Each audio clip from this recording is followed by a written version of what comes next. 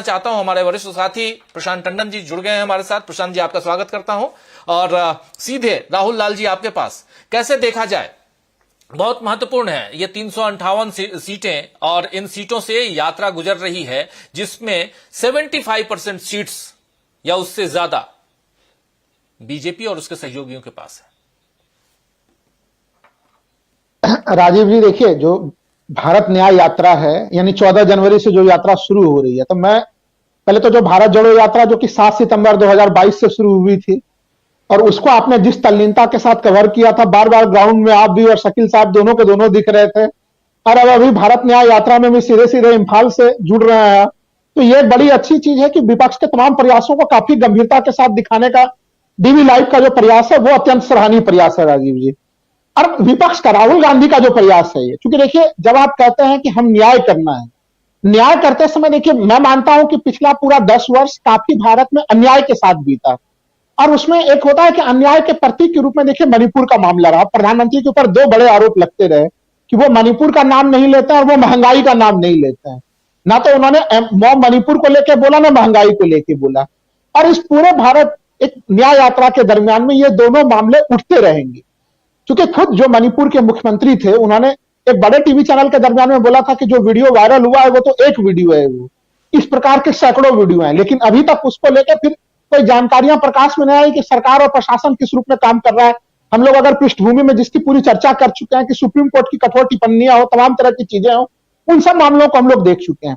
तो मणिपुर का यह घटनाक्रम, और जब इस प्रकार का घटनाक्रम हो, अब भारत माता को लेकर जो परिभाषा राहुल गांधी ने दी थी, वो सारी चीजें इसके साथ जुड़ती है, और वहीं से शुरू होता है 2024 का चुनाव। देखिए, उत्तर प्रदेश, पूर्वोत्तर भारत जो है, नॉर्थ ईस्ट हम लोगों का, एक समय में भारतीय जनता पार्टी का अच्छा खासा गढ़ बन चुका था, चाहे वो असम हो या फिर जो है कि असम के साथ साथ जो बाकी जो सिस्टर्स, जो मणिपुर सही तमाम जो दूसरे राज्य हैं, मेघालय वगैरह, सब जगह हम लोगों ने देखा। लेकिन आज स्थिति क्या है, मणिपुर के कारण हर तरफ पूरा राजनीतिक मिजाज नॉर्थ ईस्ट का बदल चुका है। राहुल गांधी उस समय भी नेशनल स्तर पे पहले नेता थे जो वहां पे पहुंचे और वहां पे मारम पट्टी किया जाके, और आज इस यात्रा की शुरुआत वो 14 जनवरी के मकर संक्रांति के शुभ समय से उस यात्रा की शुरुआत वहां करने जा रहे हैं। तो मैं मानता हूं कि जो सीटों का गणित है वो प्रत्येक राज्य में काफी जबरदस्त परिवर्तन लाएगा, क्योंकि जो मुद्दे हैं वो जनता से जुड़े हुए मुद्दे हैं। जब आप सामाजिक मुद्दों की बात करते हैं, आर्थिक मुद्दों की बात करते हैं, राजनीतिक मुद्दों की बात करते हैं, भारत जोड़ो यात्रा में आर्थिक मामलों को राहुल गांधी ने काफी गंभीरता के साथ उठाया। वो मुद्दे अभी भी बने हुए हैं। अभी भी भारत में यह माना जाता है कि क्या न्याय मतलब केवल अडानी को न्याय दिलाना तो नहीं रह गया, कहीं ऐसा तो नहीं है कि चंद पूंजीपतियों को ही न्याय दिलाना जो एक उद्देश्य बच गया, बाकी जनता के उद्देश्य कुछ भी नहीं है। तो क्या जो यहाँ की सीटें हैं, जो पूरे नॉर्थ ईस्ट की सीटें, देखिए बूंद बूंद से घड़ा भरता है, तो एक एक राज्य की एक एक सीटें महत्वपूर्ण है विपक्ष के लिए। और मेरा मानना है कि आज जो इतने आसानी से जो हम लोग देख रहे हैं कि टीम इंडिया की जो सीट शेयरिंग में कोई बाधा उत्पन्न नहीं हो रही है, उसमें राहुल गांधी की भारत जोड़ो यात्रा और भारत न्याय यात्रा से जो अपेक्षाएं हैं पूरे के पूरे टीम इंडिया की, वही चीज है कि आपको वहां पे कोई किंतु परंतु की स्थिति दिखाई नहीं दे रही है। सीट शेयरिंग को लेकर बहुत विवाद माना जा रहा था कि खूब विवाद होगा, अरविंद केजरीवाल काफी ब्लैकमेल करेंगे, तमाम दूसरे बड़े नेता ब्लैकमेल करेंगे, जबकि यहां पे तो हमें लग रहा है कि इतना बड़ा गठबंधन बने, इतने बड़े बड़े क्षेत्रीय छत्रप शामिल हो और वहां इतना स्मूथ ढंग से काम हो जाए।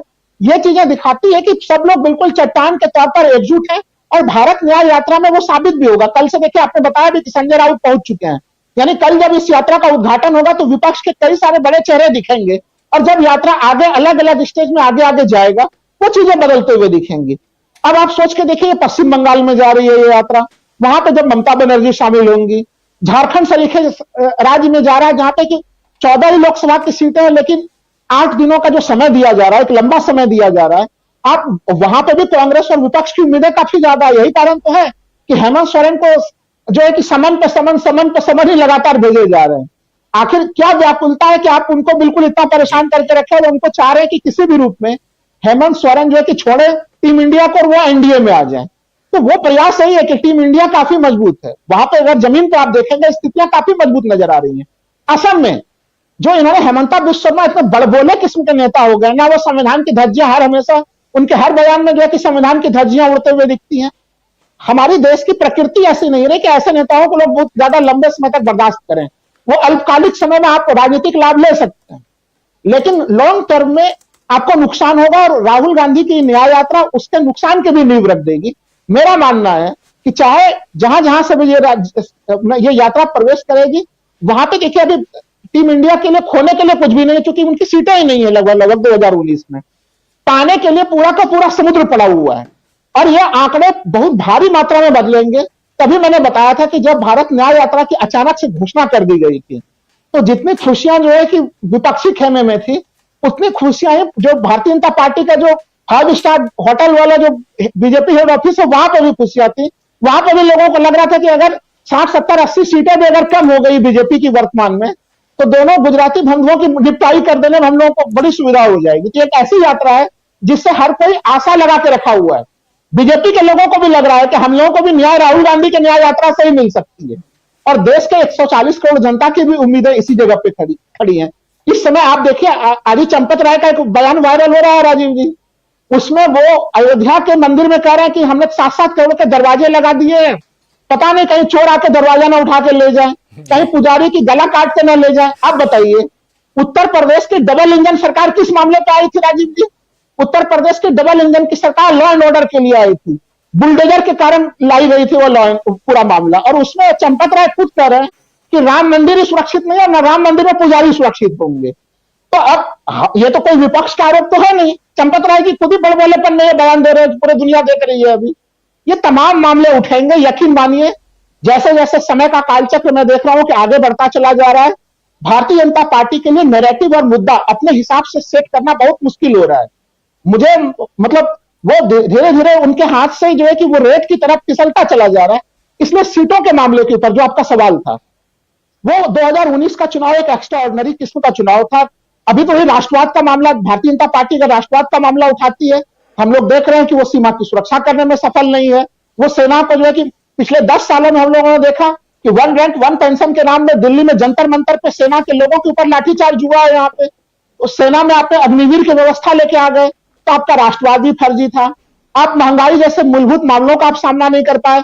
देश में देखिए, किसान सड़क पे, देश के ट्रक ड्राइवर सड़क पे, देश में जो है कि महिला मुक्केबाज सड़क पे, देश के बेरोजगार सड़क पे। पिछले 10 सालों से एक तरह से आप देखिए ओपीएस मामलों को लेकर जो है कि सरकारी कर्मचारी सड़क पे, तो सबको सब न्याय पाने के लिए सड़क पर ही घूम रहा है राजीव जी। अब बताइए, ऐसे स्थिति में राहुल गांधी की न्याय यात्रा सफल नहीं होगी तो कब सफल होगी?